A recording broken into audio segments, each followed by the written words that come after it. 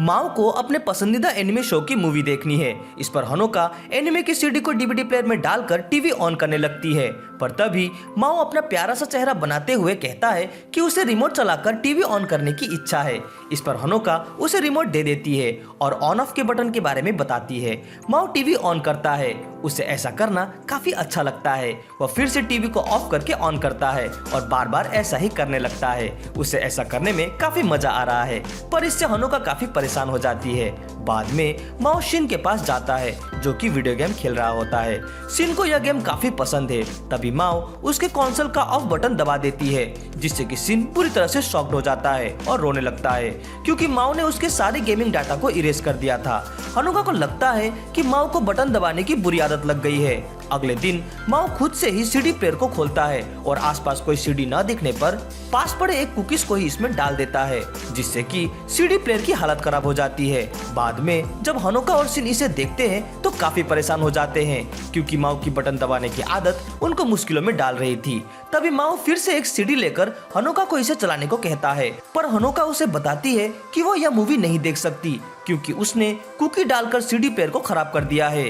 इसे सुन माओ रोने लगता है। इस पर हनोका उसे प्यार से चुप कराते हुए समझाती है कि अगर मामा और पापा उसके पास ना हो तो उसे कोई भी बटन नहीं दबाना चाहिए। अगर उसने कोई बटन दबा दिया तो हो सकता है कि बाकी के सामान भी बिगड़ने लगे। वह माओ को प्रॉमिस करने को कहती है कि वह अब से ऐसा नहीं करेगा। माओ प्रॉमिस कर देता है। अगले दिन जब माओ ड्राइंग कर रहा होता है तो उसे सामने बकेट में कई सारी रिमोट्स दिखती है। पहले तो वो उन्हें अनदेखा करने की कोशिश करता है, लेकिन जब उससे रहा नहीं जाता तो वो वहाँ से एक रिमोट निकालकर टीवी को ऑन कर देता है और फिर से उसे ऑफ करके बार बार ऑन ऑफ करने लगता है। लेकिन तभी रिमोट चलना बंद हो जाता है, जिससे कि माओ काफी डर जाता है। तभी हनोका वहाँ पर आती है और वह डर के मारे खिलौने के डब्बे के अंदर छुप जाता है। हनोका को समझ में नहीं आता कि वो यह क्या कर रहा है। उसे लगता है कि वो कोई खेल खेल रहा होगा। फिर हनोका माओ से कहती है कि वो बाजार जा रही है और जल्दी वापस आ जाएगी। यह कहकर हनोका बाहर जाने लगती है। हनोका को जाते देख माओ को थोड़ी राहत मिलती है। फिर जब शिन वहाँ आता है तो माओ रोते हुए रिमोट उसके पास ले जाता है और कहता है कि पापा मैंने रिमोट तोड़ दिया। शिन इसे देखता है। उसे लगता है कि शायद रिमोट की बैटरी खत्म हो गई है। वह बैटरी बदल देता है, जिससे कि रिमोट चलने लगती है और टीवी ऑन हो जाती है। इसे देख माओ काफी खुश हो जाता है और पापा को आई लव यू कहने लगता है। तभी हनोका बाजार से घर आ जाती है। माओ को खुश देख वो शिन से पूछती है कि क्या बात है। इस पर शिन कहता है कि माओ से रिमोट नहीं चल रहा था, फिर मैंने इसकी बैटरी बदल दी और रिमोट चलने लगा। उसे ऐसा कहता सुन माओ काफी डर जाता है और धीरे धीरे से वहाँ से खिसकने लगता है। इस पर हनोका गंभीर होते हुए माओ से कहती है तो तुमने प्रॉमिस तोड़ दिया क्यों? माओ के पास कहने के लिए कुछ नहीं है। इस पर हनोका उस पर चिल्लाने लगती है और माओ रोते हुए उसे सॉरी कहता है। अगले दिन नर्सरी में जब तीनों बच्चे खेल रहे होते हैं तभी उनकी बॉल झाड़ियों में चली जाती है। जब माओ बॉल लेने के लिए झाड़ियों की तरफ जाता है तो उसे वहाँ एक छोटा सा जीव जख्मी हालत में मिलता है। इसे देख माओ काफी डर जाता है और टीचर को इसके बारे में बताता है। जब टीचर उस जीव को देखती है तो वो भी बिल्कुल चौंक जाती है, क्योंकि ये जीव इस दुनिया का तो नहीं है। फिर वे उस जीव को अपने साथ ले आते हैं। केरेन और राय उस जीव को तंग करने लगते हैं, जिससे वह जीव उनसे काफी डर जाता है, पर उसे माओ काफी पसंद है। पर माओ उस जीव से डरकर छुपता फिरता है। माओ को डरता देख टीचर उसे उसका दोस्त बनाने को कहती है और उसे उस जीव का फेवरेट फूड खिलाने को कहती है, जो कि है कुकुम्बर। पर माओ को कुकुम्बर बिल्कुल भी पसंद नहीं, लेकिन फिर भी वो उस जीव से दोस्ती करने के लिए कुकुम्बर लेकर जाता है और उसे इसे खाने के लिए देता है। उस जीव को कुकुम्बर काफी पसंद है। वो इसे खुशी खुशी खाने लगता है और फिर वो इसे माओ के मुंह में भी डाल देता है। माओ, जिसे कि कुकुम्बर बिल्कुल भी पसंद नहीं, वो इसे मुंह में डाले जाने पर चिल्लाकर रोने लगता है। इस पर टीचर उसे शांत कराती है और उसे खेलने के लिए एक बॉल देती है। फिर माओ बॉल लेकर उस जीव के पास खेलने चला जाता है और उसे बॉल थ्रो करने को कहता है, पर वह जीव बॉल इतनी जोर से फेंकता है कि वो सीधे जाकर माओ के मुंह पर लगती है, जिससे कि माओ फिर से चिल्लाकर रोने लगता है। माओ का मूड काफी खराब है। हनोका के पूछने पर कि क्या हुआ, टीचर उसे बताती है कि उस जीव के साथ खेलते वक्त माओ को बॉल लग गई थी। हनोका उस जीव को देखती है। उसे भी पता नहीं कि ये कौन सा जीव है। वह इसके बारे में टीचर से पूछती है। टीचर उसे बताती है कि यह जीव इस दुनिया का नहीं है। माओ की तरह यह भी एक डेविल क्रिएचर है, लेकिन उन्हें भी पता नहीं कि ये यहाँ कहाँ से आया। तभी प्रिंसिपल वहाँ पर आ जाते हैं। उस जीव को देख प्रिंसिपल काफी खुश हो जाते हैं। वास्तव में उस जीव को प्रिंसिपल ही यहाँ पर लाए थे, पर वह कहीं पर खो गया था। उसे फिर से यहाँ पर देखकर उन्हें काफी खुशी होती है। फिर वो कहते हैं कि अब से यह पेट हमारे साथ ही रहेगा। इसे सुन माओ काफी चौंक जाता है, क्योंकि वह जीव माओ को बिल्कुल भी पसंद नहीं। पर वह जीव यहाँ रहने की बात सुनकर काफी खुश हो जाता है। अगले दिन जब माओ नर्सरी में आता है तो काफी खुश होता है। वह कैरन और राय को बड़े ही गर्मजोशी के साथ गुड मॉर्निंग कहता है, लेकिन तभी वह जीव भी एक्साइटेड होकर दौड़ते हुए माओ के पास आता है और उसे धक्का देकर जमीन पर गिरा देता है। माओ की खुशी दुख में बदल जाती है। वह काफी गुस्सा है। तभी प्रिंसिपल बच्चों से कहते हैं कि आज हम इस जीव के लिए कुछ नाम सोचेंगे, तो क्या सभी तैयार हैं? कैरन और राय हाँ में आंसर देते हैं, पर माओ का मूड थोड़ा सा खराब है। टीचर प्रिंसिपल को बताते हैं कि माओ के साथ उस जीव का कनेक्शन कुछ अच्छा नहीं चल रहा। तभी कैरन प्रिंसिपल को कहती है कि उसने एक नाम सोचा है। वो बैगन दिखाते हुए कहती है कि उसका नाम बैगन होना चाहिए या फिर भैंस की जीभ। इस पर टीचर और प्रिंसिपल थोड़ा हकबका जाते हैं और कहते हैं कि खाने की चीजों का नाम ना रखे तो ही अच्छा है। फिर राय अपनी तरफ से एक नाम पेश करता है नोरिको, पर उन्हें एक पेट के लिए यह नाम ठीक नहीं लगता। फिर प्रिंसिपल माओ से पूछते हैं कि क्या उसने कोई नाम सोचा है, पर माओ को इसमें कोई इंटरेस्ट नहीं। वैसे भी वह उसे पसंद नहीं करता। कोई अच्छा नाम ना मिलने पर प्रिंसिपल बाद में इसका फैसला करने की बात करते हैं। फिलहाल वे उस जीव के लिए घर बनाने की तैयारी करेंगे। इसे सुन सभी काफी एक्साइटेड हो जाते हैं। माओ को छोड़कर बाहर जाकर कैरन और राय सीमेंट को मिक्स करने लगते हैं। वही माओ ईंटों को उठाकर ले जाने लगता है। वह जीव माओ को ऐसा करते देख सोचता है कि अगर माओ के पास काट हो तो उसका काम थोड़ा आसान हो जाएगा।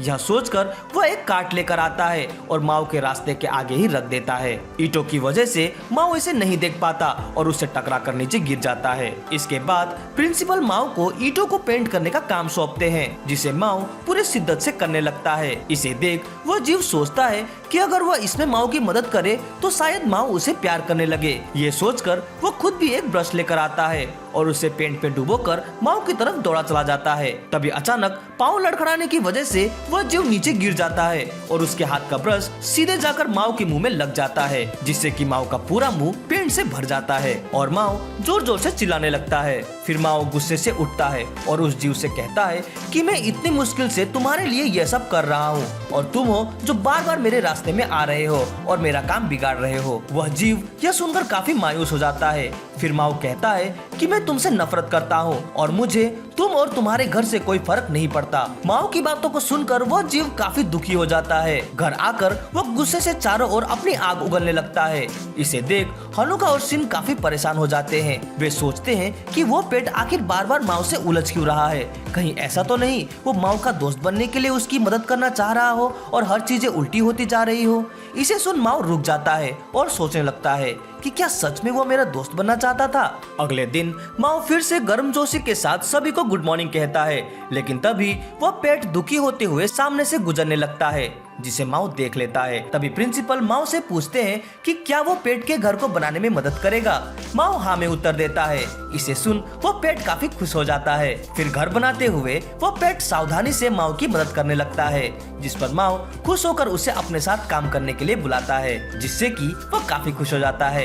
वे सब मिलकर आखिरकार उस पेट के लिए घर बना ही लेते हैं। इसे देख वो पेट खुशी से अपनी पूंछ जमीन पर मारने लगता है। पेट को ऐसा करते देख माओ को उसके लिए एक नाम सूझता है, पेपे। माओ का यह नाम सभी को काफी पसंद आता है। वह पेट भी यह नाम सुनकर खुशी से नाचने लगता है।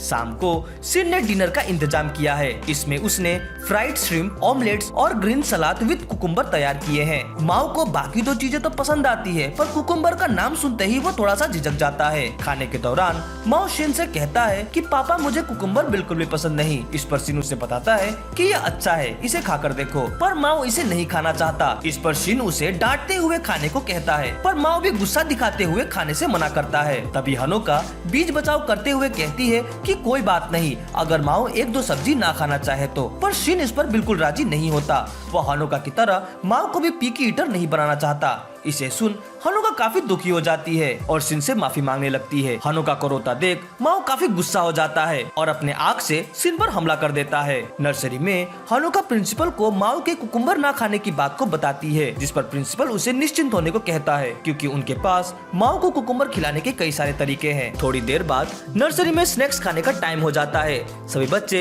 स्नैक्स खाने लगते हैं। उनके साथ उनके पास एक जूस भी रख दी गई है जो कि 100% फ्रेश फ्रूट जूस है। जब माओ जूस को पीता है तो प्रिंसिपल और टीचर उसे ध्यान से देखने लगते हैं। वे फुसफुसाते हुए कहते हैं कि शायद माओ को यह पता नहीं चलेगा कि हमने इसमें कुकुम्बर मिलाया हुआ है। लेकिन तभी माओ को यह पता चल जाता है कि इसमें कुकुम्बर मिलाया हुआ है। वो इसे खाने से इनकार कर देता है। इसे देख वे दोनों काफी दुखी हो जाते हैं। तभी राय माओ को बताता है कि इस तरह से पीकी बनना अच्छी बात नहीं है। इससे उन किसानों को दुख होगा जिसने काफी मेहनत से इसे उगाया है। राय की बातों को सुन प्रिंसिपल को काफी अच्छा लगता है। इसके बाद तो माओ को कुकुम्बर खिलाने के लिए सभी अपने अपनी तरह से लग जाते हैं, पर अब भी माओ को यह बिल्कुल भी पसंद नहीं है। आखिर में जब उनका कोई भी प्रयास सफल नहीं होता तो प्रिंसिपल और टीचर बच्चों के सामने एक प्रस्ताव रखते हैं कि लंच के समय उनको उनकी पसंदीदा खाने की चीज दी जाएगी, लेकिन उससे पहले माओ को कुकुम्बर का एक स्लाइस तो खाना ही होगा। इसे सुन माओ काफी चौंक जाता है और रोने लगता है। तभी उसे दुखी देख